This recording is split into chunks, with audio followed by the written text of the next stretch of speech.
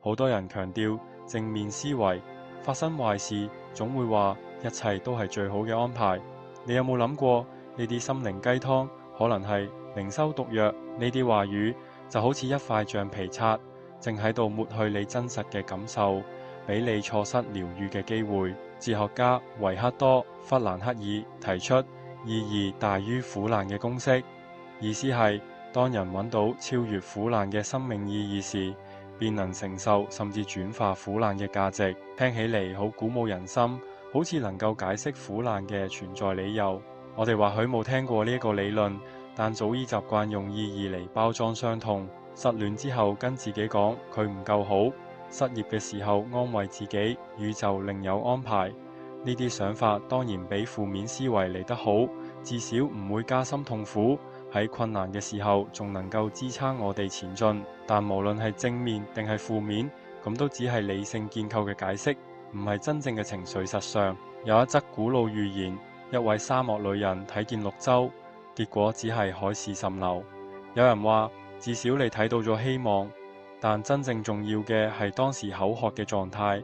我哋嘅人生亦都係如此。當你話生病係為咗提醒我放慢步調，雖然能夠安撫恐懼，卻亦都否定咗肉身真切嘅掙扎。當我哋嘅頭腦習慣用解釋嚟面對現實，無論係正面定係負面思維，久而久之就會忽略真正嘅感受，嚟自身體與情緒嘅信號。試住放低，一定要揾到意義嘅執念吧。收到病危通知嘅時候，唔需要即刻講出呢個讓我更珍惜生命。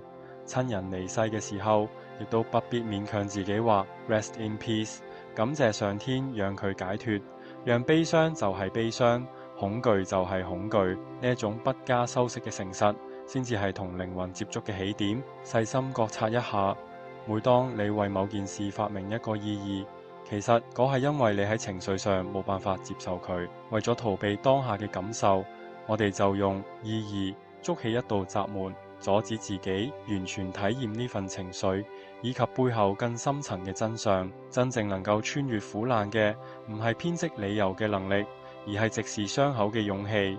當你唔帶任何概念，直接面對自己嘅情緒，奇蹟就會發生。你會發現呢份情緒連結住內在更深處，可能係童年嘅創傷、某段遺憾，或者係某個唔敢面對嘅自我面向。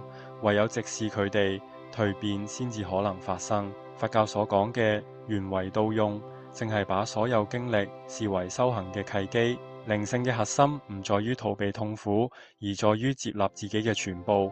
下次遇到困境嘅時候，唔好急住套用意義公式，試住問自己：此刻我最害怕嘅係乜嘢？